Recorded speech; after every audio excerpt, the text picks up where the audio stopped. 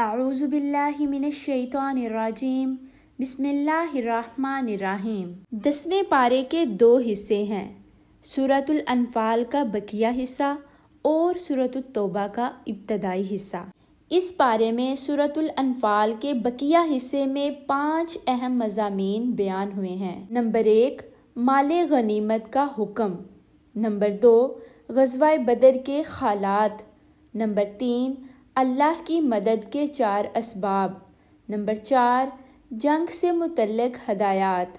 Number 5، ہجرت اور نصرت کے فضائل۔ پہلا مضمون، مال غنیمت کا حکم۔ مال غنیمت کے بارے میں یہ حکم دیا گیا ہے کہ اس کا 5واں حصہ خمس محمد صلی اللہ علیہ وآلہ وسلم کے قریبی رشتہ داروں، یتیموں، مسکینوں اور مسافروں کے لیے ہے، جبکہ باقی 4 حصے مجاہدین میں تقسیم کیے جائیں گے۔ دوسرا مضمون، غزوہ بدر کے حالات۔ غزوہ بدر حق اور باطل کے درمیان پہلا فیصلہ کن معرکہ تھا۔ قرآن مجید میں اسے یوم الفرقان فرمایا گیا ہے۔ اس جنگ میں مسلمانوں کی تعداد 313 تھی، جن کے پاس صرف 2 گھوڑے، 70 اونٹ، 6 زرہیں اور 8 تلواریں تھیں، جبکہ ان کے مقابلے میں لشکر کفار کی تعداد 1000 تھی، جن کے پاس 100 گھوڑے، 700 اونٹ اور کثیر الآلات حرب۔ حضور رحمت دو عالم صلی اللہ علیہ وآلہ وسلم نے پہلے مسلمانوں کے لشکر کی طرف نظر فرمائی، پھر کفار کی طرف دیکھا اور دعا کی کہ یا رب، اپنا وعدہ سچ فرما جو تو نے مجھ سے کیا ہے۔ اگر آج ہی مسلمانوں کی یہ چھوٹی سی جماعت ہلاک ہو گئی تو روئے زمین پر تیری عبادت کرنے والا کوئی نہ رہے گا۔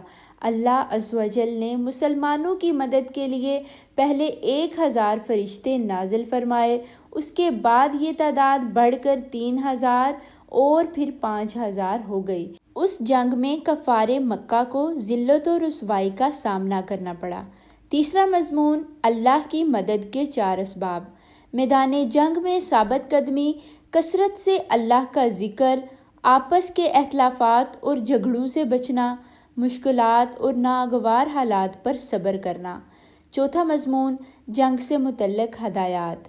دشمن سے مقابلے کے لیے مادی، عسکری اور روحانی ہر اعتبار سے مکمل تیاری رکھنے کا حکم دیا گیا۔ اگر دشمن صلح کی طرف مائل ہو تو صلح قبول کرنے کی اجازت دی گئی۔ پانچواں مضمون، ہجرت اور نصرت کے فضائل۔ مہاجرین اور انصار کو سچے مومنین قرار دیا گیا اور ان کے لیے گناہوں کی مغفرت کا اعلان کیا گیا اور عزت والا رزق عطا کیے جانے کا وعدہ کیا گیا۔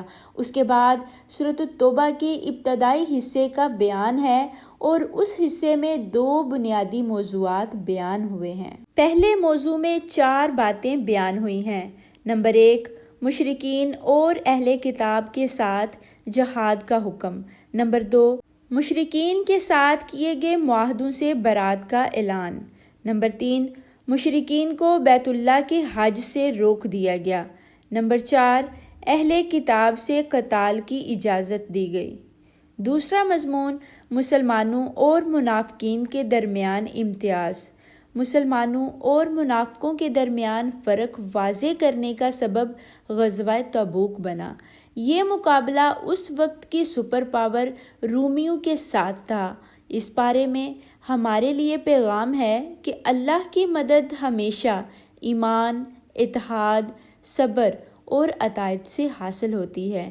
میری دعا ہے کہ اے اللہ، ہمیں حق پر ثابت قدم رکھ، نیک عمل کی توفیق دے اور اپنی نصرت و رضا سے سرفراز فرما۔ آمین ثم آمین یا رب العالمین۔